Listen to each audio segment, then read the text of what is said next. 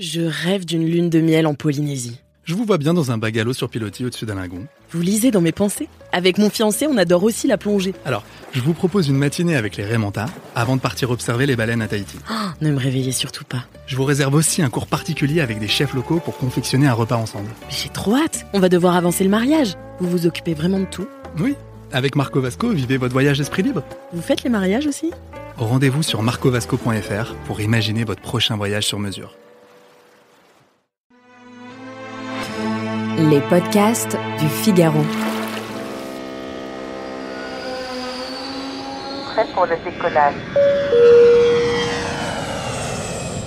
Prendre le train en Europe, panacée ou vraie galère ? À l'heure de l'urgence climatique et la nécessité de revoir nos façons de nous déplacer, il faut voyager de manière plus verte. Mais comment y arriver sereinement ?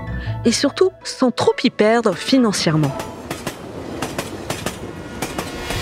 Déjà, et c'est bon à savoir, il est possible de voyager presque partout en Europe et même de pousser le vice jusqu'en Asie. Pour ça, bien sûr, il faut faire le jeu des correspondances et prendre en compte plusieurs données.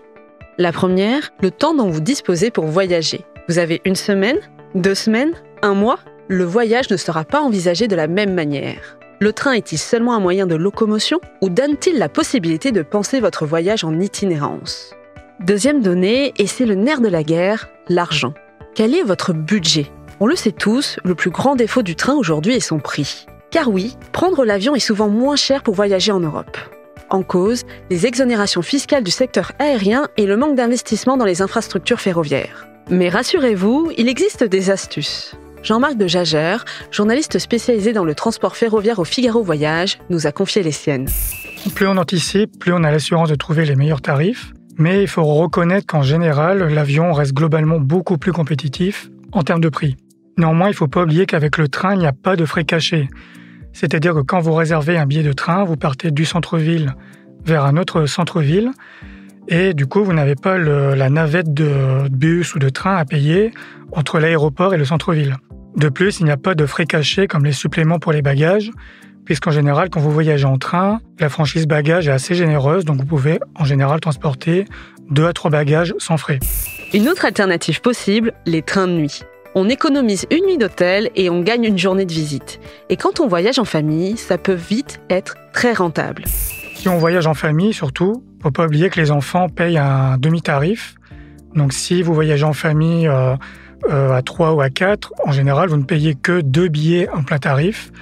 Et selon les compagnies, soit l'enfant ne paye pas du tout, soit il paye le demi-tarif. Donc vous pouvez privatiser un compartiment pour pas très cher. En général, ça peut coûter moins cher que l'avion selon les dates et les destinations. En réalité, l'une des plus grandes difficultés quand on voyage en train en Europe, c'est l'organisation. Il faut savoir jongler entre les différents sites de réservation et les différentes compagnies, puis ne pas oublier que les réseaux ferroviaires sont indépendants les uns des autres. Pour vous aider, Molo et Ourail. Ce sont 2 plateformes qui font la promotion du voyage bas carbone. Elles vous proposent des idées d'itinéraires et vous permettent d'identifier les différents acteurs du secteur. C'est vraiment pratique, surtout quand on est perdu dans la jungle du rail. Et pour éviter les galères, rien de mieux que de limiter le nombre de correspondances quand c'est possible. Pour chaque correspondance, je conseillerais de prévoir au moins 1 heure entre chaque train. Alors ça peut paraître beaucoup, mais voilà, il y a en général selon la gare dans laquelle vous arrivez, il y a de quoi s'occuper. Vous pouvez même rester plus d'1 heure si vous voulez visiter les alentours de la gare, visiter la ville. Mais dans tous les cas, voilà, entre chaque train, prévoir au moins 1 heure, particulièrement en Allemagne, puisque en Allemagne, les trains ne sont pas connus pour leur ponctualité. Car même en prenant toutes les précautions du monde, il est possible que vous rencontriez des problèmes, comme des interruptions de ligne ou des retards. Mais là aussi, il existe des solutions.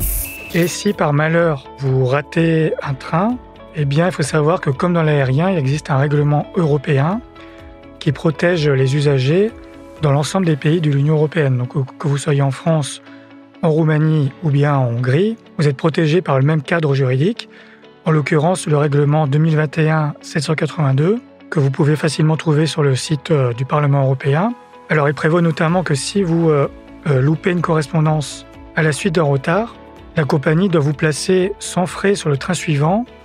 La condition, c'est que les billets doivent avoir été achetés au sein de la même réservation. Et d'ailleurs, si l'on visite l'Europe en train, quelle destination choisit-on ? Il y a pléthore de choix. la Scandinavie et ses paysages magnifiques, ou encore l'Europe de l'Est et sa riche histoire. Et c'est là la beauté du train.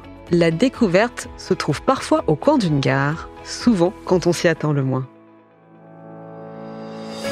Merci d'avoir écouté ce podcast. Je suis Sophie Vincelot, journaliste au Figaro. Si vous avez aimé cet épisode, n'hésitez pas à vous abonner et à laisser votre avis. Vous pouvez retrouver Question Voyage sur Figaro Radio, le site du Figaro et toutes les plateformes d'écoute. À bientôt.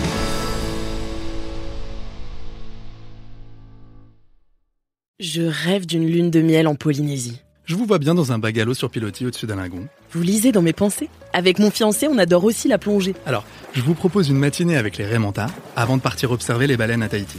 Ne me réveillez surtout pas. Je vous réserve aussi un cours particulier avec des chefs locaux pour confectionner un repas ensemble. Mais j'ai trop hâte. On va devoir avancer le mariage. Vous vous occupez vraiment de tout ? Oui, avec Marco Vasco, vivez votre voyage esprit libre. Vous faites les mariages aussi ?